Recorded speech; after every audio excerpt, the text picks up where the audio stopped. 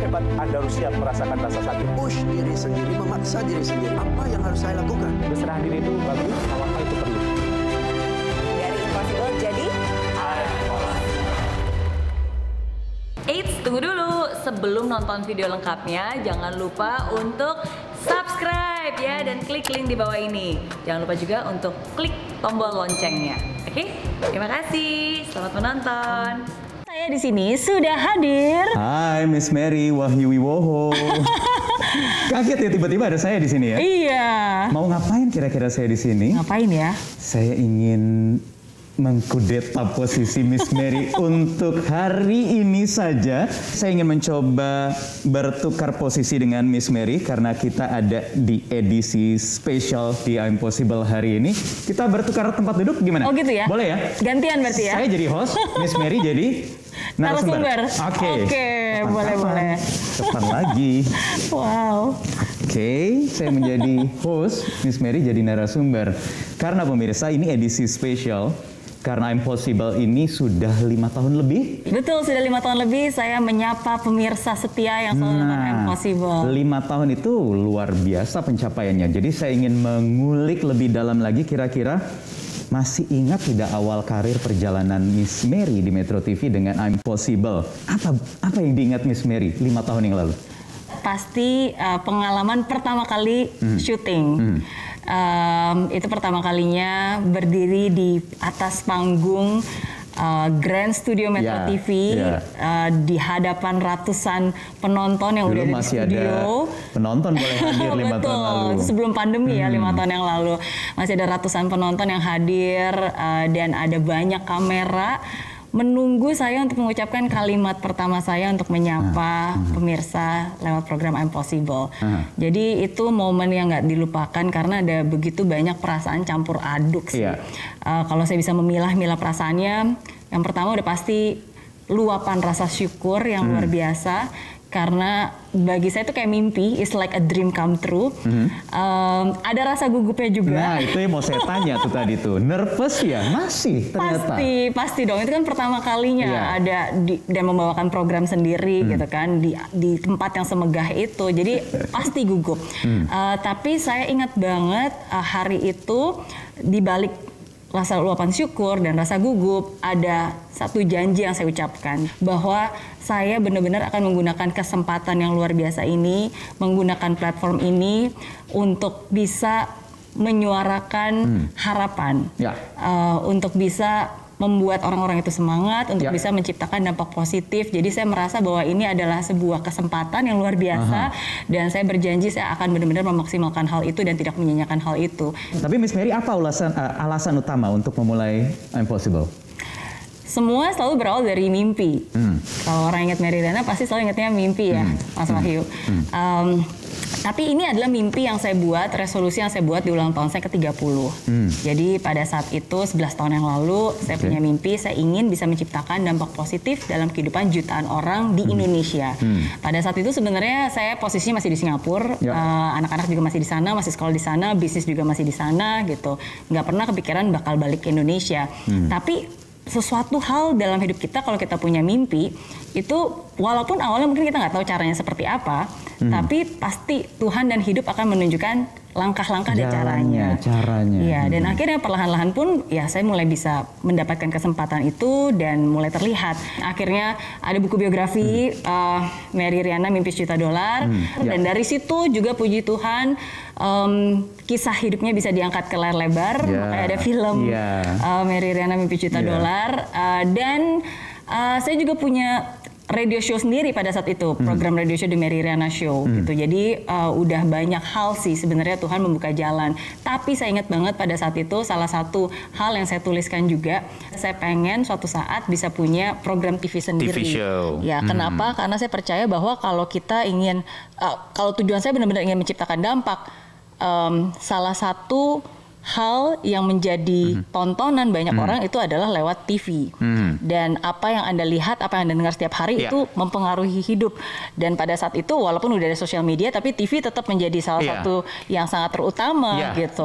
Jadi saya benar-benar pengen banget. Nah, jadi ketika dari Metro TV menghubungi saya dan akhirnya memberikan kesempatan itu dan akhirnya memberikan kepercayaan itu untuk saya bisa membawa program motivasi sendiri gitu. Itu suatu hal yang luar biasa sih. Sampai detik ini ya, saya ingin bacakan satu kata pengantar dari bukunya Miss Mary juga Impossible, kisah nyata 56 tokoh inspiratif, di mana kata pengantarnya itu ditulis Presiden Direktur Metro TV Mas Suryo Pratomo, Mas Tommy kita akrab nyapanya. Sekarang sudah ada di Singapura. Tukeran sama Miss Mary. Miss Mary ke Jakarta, Mas Tommy ke Singapura jadi dubes ya. Nah, di kata pengantarnya, Mas Tommy itu menyebut bahwa pilihan kepada Miss Mary sangat penting karena kita sedang hidup di eranya milenial. Sekarang usia bukan lagi menjadi sebuah hambatan, orang muda pun bisa menjadi manusia yang bijak karena memiliki kematangan. Jadi Miss Mary bukan saja orang yang mewakili kaum milenial, tetapi pernah mengalami sebuah tantangan hidup juga yang berat, dan itu bisa dilewati karena sikap yang optimistis itu, Miss Mary. Ya, emang betul sih Mas Wahyu, karena bagi saya slogan dari impossible jadi I'm possible itu bukan hanya sebuah slogan, tapi itu adalah sebuah hal yang saya yakini, yang saya hidupi gitu. Banyak orang di hidup ini, menurut saya ya, permasalahan terbesar manusia adalah ketika dia merasa hidupnya nggak ada masalah. Karena semua orang pasti punya masalah gitu. Tapi ya kita punya pilihan untuk tidak berlarut-larut akan masalah itu, untuk tetap optimis. Saya sendiri selalu percaya bahwa saya nggak pernah menyangka bahwa saya bisa menjadi seperti saya sekarang ini. Mungkin kalau saya bisa kilas balik, ada satu momen di hidup saya di mana saya merasa bahwa saat-saat tersulit yang pernah dialamin manusia itu biasanya adalah saat-saat dimana kita sudah berjuang, berusaha, tapi belum ada suksesnya. Ya kan, mungkin orang berpikir ya punya mimpi, tapi berapa banyak orang yang bisa mewujudkan mimpinya gitu kan? Berapa banyak orang yang bisa mengubah dari impossible jadi impossible. Dan saya pun juga pernah berada di titik itu di saat kita berusaha, sudah berjuang, sudah memberikan segalanya, tapi belum ada hasilnya. Dan saat itu biasanya kita meragukan diri kita sendiri. Kita bilang, nggak mungkin, dia mah orang kaya, dia mah orang yang punya modal dan seterusnya. Nah, tapi ada satu momen di hidup saya di mana saya hampir menyerah. Saya sempat mengikuti sebuah seminar. Pada saat itu adalah momen di mana saya kembali disadarkan bahwa kalau selama ini saya menyalahkan hidup, padahal sebenarnya bukan hidup yang salah, tapi cara pandang saya terhadap hidup yang salah. Kalau selama ini saya berpikir bahwa saya nggak bisa, saya cuma pemimpi doang, ya kan, nggak punya koneksi, nggak punya kenalan, nggak punya modal, nggak punya keterampilan, nggak bisa apa-apa. Dan kadang kita selalu berpikir akan hal itu kan. Tapi itu semua salah, bahwa sebenarnya semua keyakinan itu ada di diri kita. Kita semua punya potensi, kita punya kemauan, kita punya talenta gitu. Karena semua orang pasti punya masalah. Tapi bagaimana dia tidak berlarut akan masalahnya, bagaimana dia tetap punya harapan, tetap punya impian, bagaimana dia bisa sadar bahwa hidupnya bisa berubah dan dia punya kekuatan untuk mengubah semua itu. Dan itu saya sadari ketika waktu itu saya di Singapura. Di saat saya merasa nggak punya apa-apa dan nggak bisa apa-apa dan hampir menyerah dan merasa bahwa saya manusia yang tidak berguna, saya disadarkan oleh seseorang pada satu lewat sebuah seminar. Dan disitulah saya kembali yakin, disitulah saya kembali bangkit, dan saya berjanji kalau suatu saat nanti saya benar-benar bisa mengubah yang nggak mungkin ini jadi mungkin. Kalau suatu saat nanti saya benar-benar bisa mewujudkan mimpi saya gitu, bisa jadi orang yang berhasil gitu. Saya pengen bisa menjadi orang tersebut yang waktu itu berdiri di atas panggung seminar, yang bisa memberikan harapan, bisa memberikan kekuatan gitu. Dan saya bersyukur bahwa ternyata saya bisa mengubah mimpi menjadi nyata, mengubah dari impossible jadi impossible, dan akhirnya itulah yang selalu saya bagikan pesan bahwa apapun yang terjadi, orang itu harus tetap punya harapan. Nah, kita ini message-nya yang ingin disampaikan itu sebenarnya apa? Iya, di hidup ini ada begitu banyak pertanyaan, tapi mungkin nggak semua pertanyaan ada jawabannya, tapi kita punya pilihan. Pilihan untuk tetap bangkit, pilihan untuk tetap percaya, pilihan untuk tetap optimis, dan semangat itulah sebenarnya yang selalu saya bilang gitu.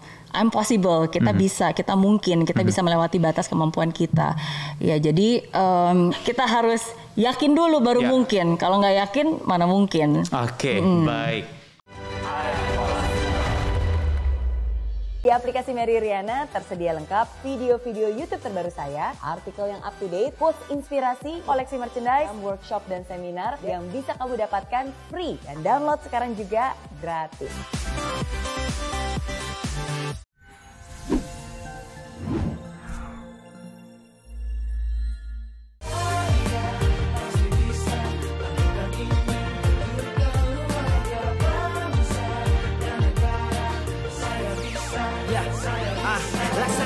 tanpa hujan, hidup tanpa tujuan, kering dan mati tanpa hijaunya tumbuhan. Demikian kalau mimpi tak kunjung terjadi.